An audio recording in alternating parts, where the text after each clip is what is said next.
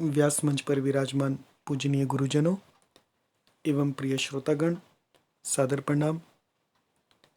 इस चैनल पर श्री रामचरितमानस की चौपाइयों का हिंदी में अनुवाद आपके सामने किया जा रहा है, ताकि आप मोबाइल वर्जन आपको श्री राम कथा का मिले। आप इसे स्वयं भी प्रतिदिन सुनिए और अपने मित्रों को व परिवार के लोगों को प्रेरित कीजिए कि इस कथा को सब्सक्राइब करें और चौपाइयों को पढ़ें, उन्हें समझने का प्रयास करें। आज के प्रसंग में सीता जी आगे किस प्रकार से अपना पक्ष श्री राम के सामने रखती हैं। वे भी श्री राम के साथ वन को जाना चाहती हैं। श्री राम जी मना कर रहे हैं और माता किस प्रकार से श्री राम के सामने उन्हें कैसे मनाती हैं। आज की चौपाइयाँ देखिए।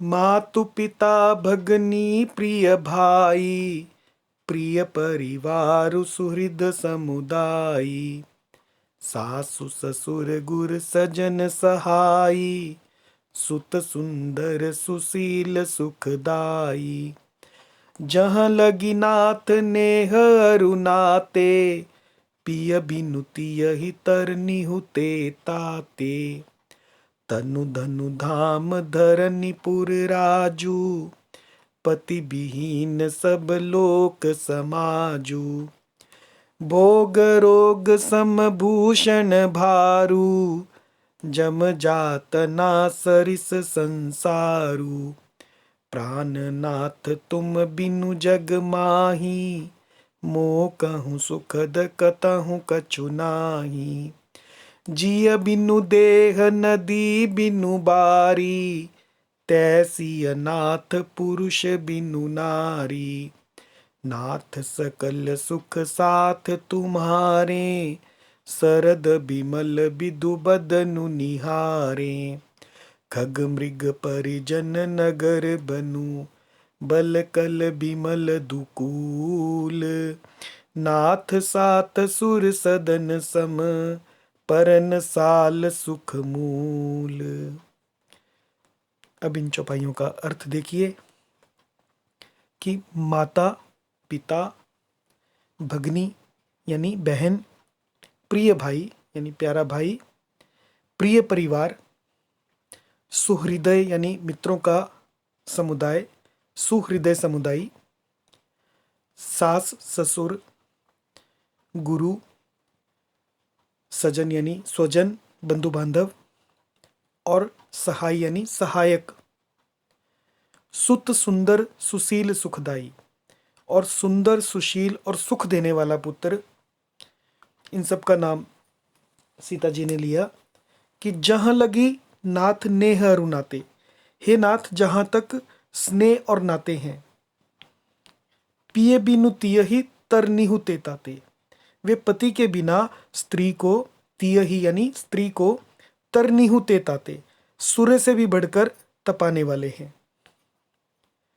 तनु धनु धाम यानी तन यानी शरीर, धन और धाम यानी घर, धरनी यानी पृथ्वी, पुर यानी नगर और राज्य।